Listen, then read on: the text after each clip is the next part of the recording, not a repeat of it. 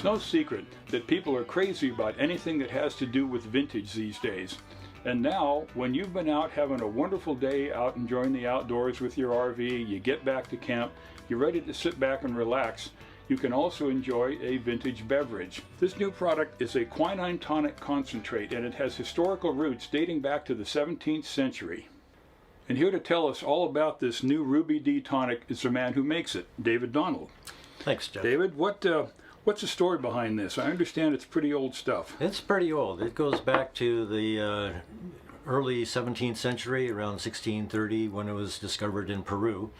Most people know it as quinine from the cinchona tree. Okay, quinine, which is a major ingredient for helping to fight malaria, correct? Yeah, and so the British really used this when they went to, especially in India, they had their soldiers taking a daily dose of quinine, and they would get it in a quinine powder, mix it up with water, and have to drink it.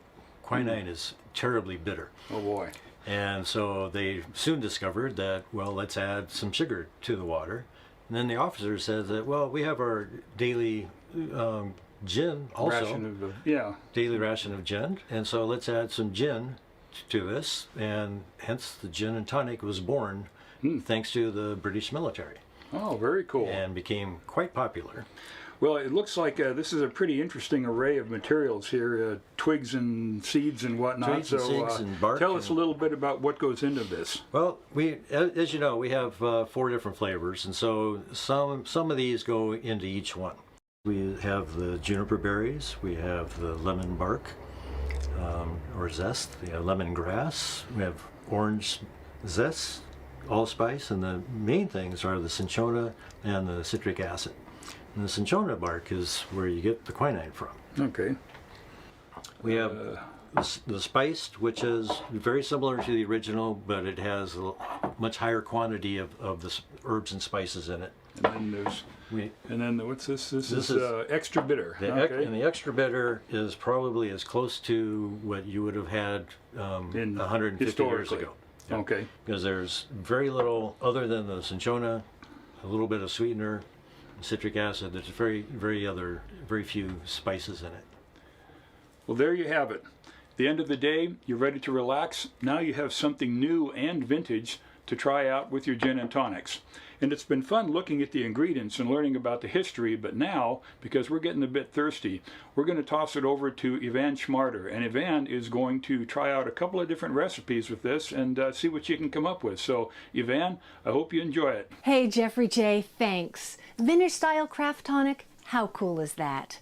When one's presented with such a delightful mixer like this Ruby D tonic, what else is there to do but make some killer, cool and refreshing beverages? To take on a coffee drink that's becoming all the rage. In fact, it's been called the new iced coffee, but really, I call it a coffee tonic. Stay with me now, it's really delicious. Let's give it a go. The first thing is we're going to put ice in our glass.